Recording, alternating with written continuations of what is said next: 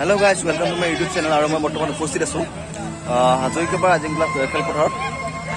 তো যিহেতু আজি কাতি বিহু হয় আৰু কাতি বিহু উপলক্ষে প্ৰত্যেকবাৰে হাজৰিকাপাৰা আজিংলাপাৰ উদ্যোগত এখনি ভ্ৰাম্যমাণ থিয়েটাৰ আয়োজিত কৰা হয়। যিহেতু আজি 2 বছৰ ধৰি কৰোণা মহামাৰীৰ কাৰণে যিটো থিয়েটাৰখন তেওঁলোকে পাতিব পৰা নাছিলে, কিন্তু এইবেলি তেওঁলোকে থিয়েটাৰখন পাতিছে। আৰু যিহেতু আজি কাতি বিহু হয়, কাতি বিহু উপলক্ষেও তেনেকৈ তেওঁলোকে পাতে। কিন্তু বৰ্তমান মই এতিয়া উপস্থিত আছোঁ আবাহন থিয়েটাৰৰ মঞ্চত। তো আপোনালোকক দেখাব চেষ্টা কৰিম যে আবাহন থিয়েটাৰৰ ভিতৰত কি হয়। তাৰ আগতে আৰু এটা বস্তু দেখাব লাগিব যে যিহেতু আজি কাতি বিহু, তাৰ উপলক্ষে দৰং জিলাৰ ঐতিহ্যমণ্ডিত দেৱানন্দ সত্ৰত মথনি উৎসৱ উদযাপিত কৰা হয়। তো তাৰ আগতে আমি মথনি উৎসৱৰ কিছু কথা বা কিছু দৃশ্য আমি দেখাম। তো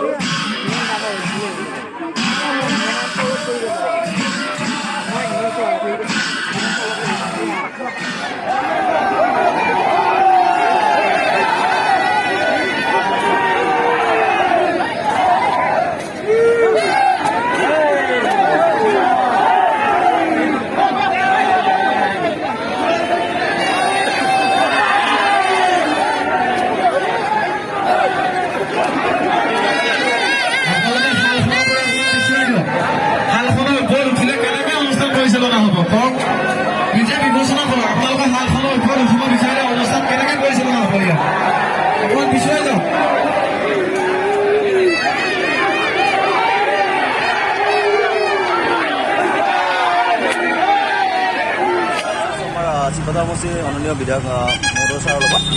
তো ছাৰে যিটো মথনি উৎসৱ আজি যিহেতু, তো তাৰ বিষয়ে ছাৰে অকণমান কৈ দিব।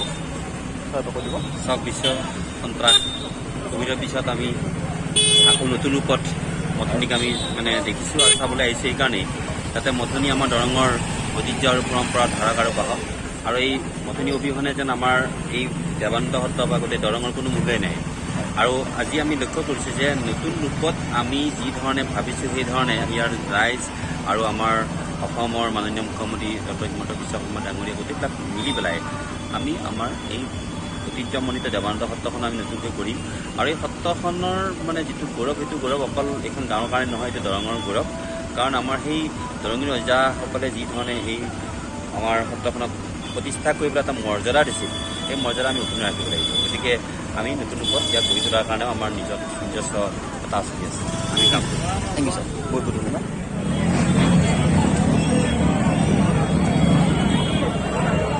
আপোনালোকে দেখিছে মই বৰ্তমান উপস্থিত আছোঁ আবাহন থিয়েটাৰত। তো বৰ্তমান নাটক প্ৰদৰ্শন হৈ আছে।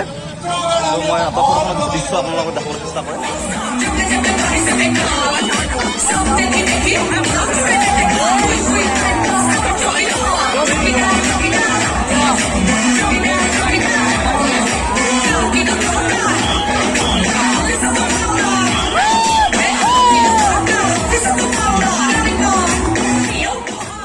প্ৰস্তুত কৰাৰ ওচৰত এতিয়া বৰ্তমান আহিছোঁ। তেওঁ বৰ্তমান মেকআপত ব্যস্ত হৈ আছে আবাহন থিয়েটাৰৰ মঞ্চত।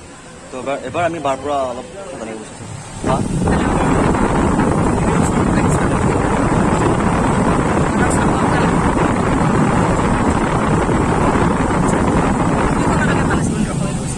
আমি ওলাই অহাৰ পিছৰ পৰা খুব ভাল মানুহৰ সমাগম পাইছোঁ। লাষ্ট পইণ্ট আমাৰ কাৰণে খুব আপোনালোকেও চাই ভাল চাব যদি পায় তেনেকৈ ঠিক আছে। আপোনালোকে চাব গৃহমন্দিনী, মধুবালা আৰু জয়মতী। তো আজি আছে বৰ্তমান হাজৰিকাপাৰাত। তো আকৌ নেক্সট আছে হৰিচিঙা। তো সকলোৱে এবাৰ যাব আৰু আবাহন থিয়েটাৰ চাব। তো এতিয়ালৈকে পায়। এতিয়া বৰ্তমান আছোঁ আবাহন থিয়েটাৰৰ এজন আৰ্টিষ্টৰ লগত। তো আপোনাক সুধিছোঁ থিয়েটাৰখন কেনেকুৱা লাগিছে বিগত 2 বছৰৰ পিছত আকৌ এবাৰ নতুনকৈ আবাহনৰ কোভিড মহামাৰীৰ কাৰণে আমি 2 বছৰ, প্ৰায় 1.5 বছৰ আমি অলপ স্থবিৰ হ'ব লগা হ'ল যদিও পুনৰ নতুন উৎসাহেৰে ভ্ৰাম্যমাণ থিয়েটাৰ আকৌ আপোনালোকৰ মাজলৈ আগবাঢ়ি আহিছে। তাৰে মাজত আমাৰ আবাহন থিয়েটাৰো আমি 3খন নাটক লৈ আমি আপোনালোকৰ মাজলৈ, ইতিমধ্যে আমাৰ 4টা পেণ্ডেল, 4 নম্বৰ পেণ্ডেল আমাৰ ইয়াত আজি দ্বিতীয় নিশা। গতিকে যথেষ্ট সঁহাৰি পাইছোঁ, আকৌ আগৰ দৰে আমি সঁহাৰি পাইছোঁ ৰাইজৰ।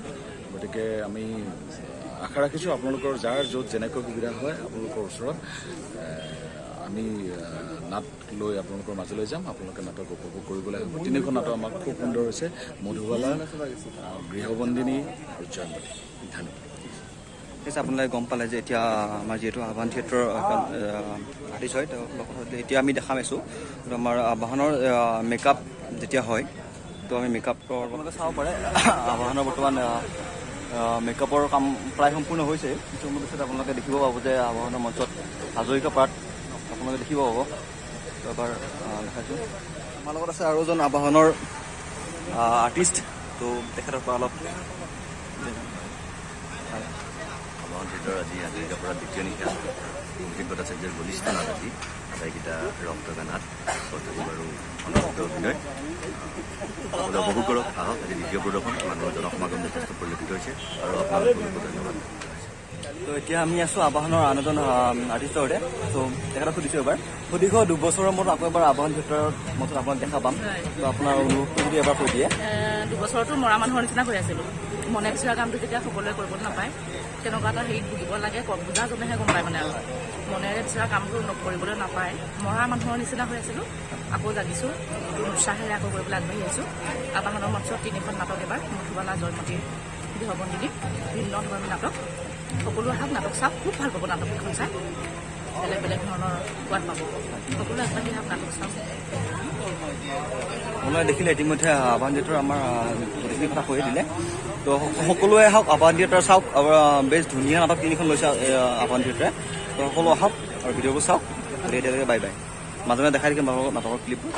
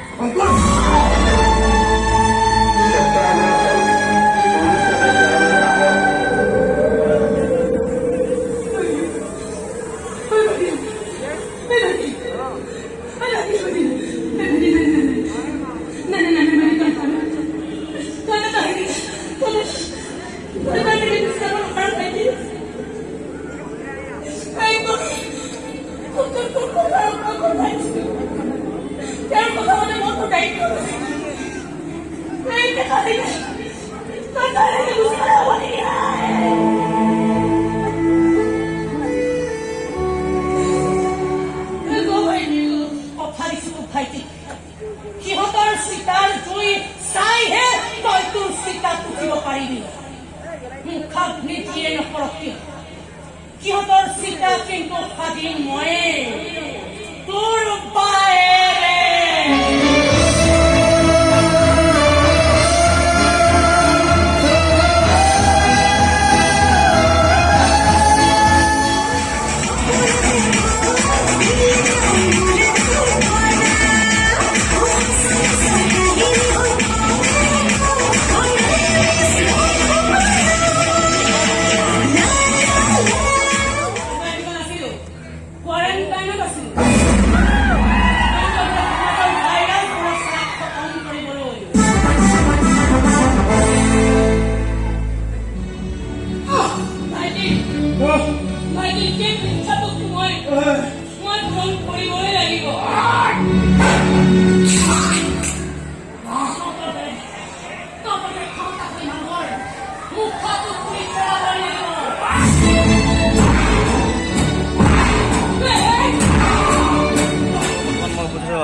বাৰ লগত তো তেখেতে ক'ব কেনেকুৱা লাগিল নাটকখন কৰি কেনেকুৱা লাগিল তুমিহে ক'বা নাটক চাই কেনেকুৱা লাগিল বহুত ভাল লাগিছে কিন্তু আপোনাৰ কেনেকুৱা লাগিলে অধিক 2 বছৰ পিছত কৰিছে ভাল পালে দৰ্শকে ভাল পালে আমাৰো ভাল লাগে আৰু যিহেতু তিনিখন নাটকে দৰ্শকে আদৰি লৈছে গতিকে আমি হেপী আৰু সেইকাৰণে সকলোৱে আহক আবাহন থিয়েটাৰ চাওক আবাহন থিয়েটাৰৰ যিখন মধুবালা নাটক আছিলে সেইখনৰ এজন খুব জনপ্ৰিয় চৰিত্ৰত অভিনয় কৰিছে এজন বাবু আছে মোৰ লগত তো তেখেতৰ পৰা অকণমান জানিব গৈছে তেওঁৰ অনুভৱটো কেনেকুৱা ধন্যবাদ প্ৰথমতে মই সমূহ অসমবাসী ৰাইজক নমস্কাৰ জনাইছোঁ লগতে মই ক'ব বিচাৰিছোঁ যে আবাহন থিয়েটাৰত কৰোণাৰ মাজতো যে আমাৰ প্ৰস্তুতি বৰ্ষাৰ মাহিম বুলি কওঁ মই তেখেতে ইমান সাহস কৰি নাটকখন উপস্থিত কৰে আৰু সকলোৱে চাবলৈ পাইছে সকলোৱে চাবলৈ আহক লগতে যি জয়মতী ইতিহাস প্ৰকৃত নাটক এখন সেই নাটকখনো যাতে সকলোৱে চাব আহে নৱপ্ৰজন্মই যাতে ইতিহাস জানে জয়মতী কি আছিল তাকে ভাবি আহিলোঁ আৰু বীৰবন্দিনী এটা এনেকুৱা নাটক যিটো নাৰী সমাজ নাৰীৰ ওপৰত আৰু তাৰে ধন্যবাদ থেংক ইউ ছ' মাছ ইতিমধ্যে মই সকলোবোৰ দেখালোৱেই যিটো আমাৰ আবাহন থিয়েটাৰ চলিছে হাজৰিকাপাৰ আজিংগাপুৰ উদ্যোগত সেয়াও দেখালোঁ লগতে মথনি উৎসৱত গৈ আমি আমাৰ বিধায়ক মহোদয়ৰ তেওঁৰ পৰা বেছি কথা আমি জানিলোঁ তো এতিয়া যিহেতু ব্লগটো শেষ কৰিব সময় হ'ল তো আমি লাষ্টত সকলোৱে মিলি অলপ কিবা খাব আহিলোঁ তো এইখিনিতে আমি লাষ্ট ব্লগটো শেষ কৰিম তো বাই বাই গাছ আজিলৈকে ইমানেই